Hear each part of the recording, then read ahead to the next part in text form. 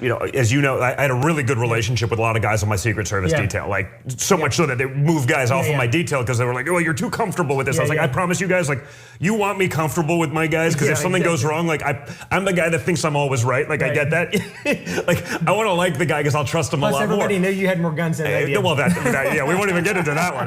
Clearly. So you know, we had a good time, but you know, the one sort of thing, and you know, 4 years of guys rotating in and out. I mean, that was the one thing they said with you. You know, you took care of those guys too. You know, when they were going on international trips, when they were pulling multiple day type all-nighters, you were the guy that took care of everything that they ever needed and did so professionally. Those guys love you. And you know, that stuff means so much more to me than if the boss likes you. You know, when the guys that if you weren't seeing that interview, you would think it was Don Jr. talking to himself, because he kind of was. He had Ronnie Jackson on to talk about who knows what. But little Donnie Jr. definitely had the mic and he wasn't letting it go. My favorite part is a couple times Ronnie Jackson looked back at the camera like, has he stopped talking yet? Because I don't know what I'm supposed to do here. I can go home and listen to this. So he has a bit of a propensity for talking that quickly and that constantly, even when someone else is trying to barge their way in. I think I enjoyed when he did it to Kevin McCarthy a little bit more, though. Remember that? You know, actually, I thought it was, you know, perhaps his greatest maybe political weakness was that he never wanted to show his empathetic side. He's like, I'm dealing with China, I'm dealing with Russia, I'm dealing with Iran.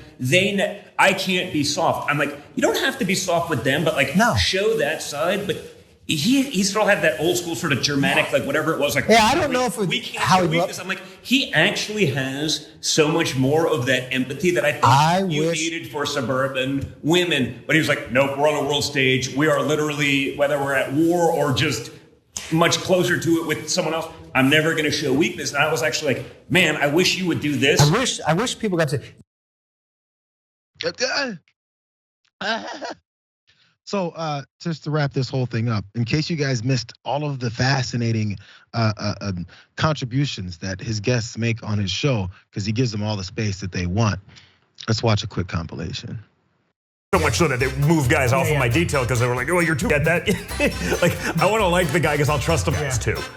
You know, when they were going on international trips, when they were, and you know, that stuff means so much more to me than whatever. He's not high up on the totem pole. He can't help my promotion or my that exciting. He's like, I'm dealing with China, I'm dealing with Russia. I was like, I don't know if we can't show weakness. I'm like, he actually has so much more of that empathy that I think you needed for suburban women. I wish you'd shut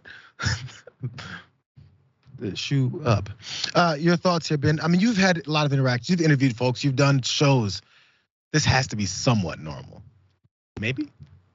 Listen, all I can say I think he's an incredible talk show host, Don Jr., hosting a show called Triggered. It seems like a reasonable title for a show.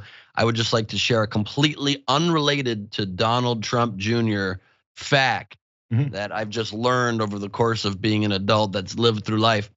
When you're really high on cocaine, you tend to talk really fast and talk largely about yourself and not pick up on the fact that others want to have a two-way conversation with you.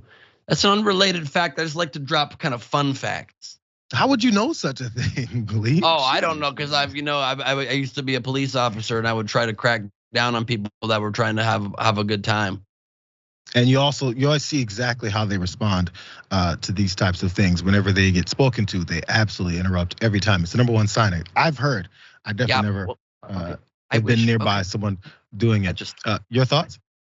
Oh, no, never mind. No, but actually what I wanted to say, sorry. He's actually way better than I am.